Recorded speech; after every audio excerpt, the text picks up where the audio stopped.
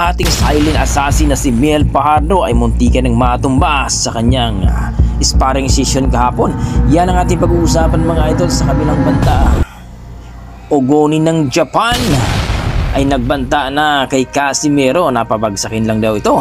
Yan ang ating pag-uusapan mga idol. Pero kung bago kayo sa aking YouTube channel, huwag nyo naman kalimutan mag-like, subscribe at pakipindot na rin ang ating notification bell mga idol para ma-update kayo sa ating bagong video na katulad nito.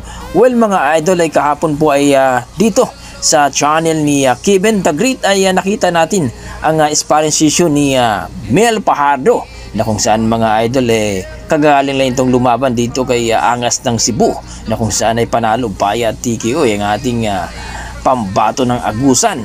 Well mga idol, napakalaki talaga ang kanyang ka-sparring mga idol. Kumbaga sinanay ang kanyang sarili na magipag-sparring ng malaki, dahil kumbaga kung makakita o makakalaban ng malaki o kung aakit daw ito ng 112 o flyweight division ay easy lang na lalamunin ang kanyang kalaban. Well mga idol, marami nga nagsasabi na itong si Mel Fajardo ay dito sa light flyweight o 108 pounds mga idol ay sigurado magiging world champion daw ito sa kanyang division. Sa kabilang banda mga idol, Ogoni ng Japan ay nagbanta na kay Alas. Napapabagsakin lang daw ito kapag hindi daw preparado ang ating pambato na si Alas. Well mga idol, hindi natin pwedeng maliitin itong si Ogoni dahil former world champion din yan sa IBF Super Bantamweight Division.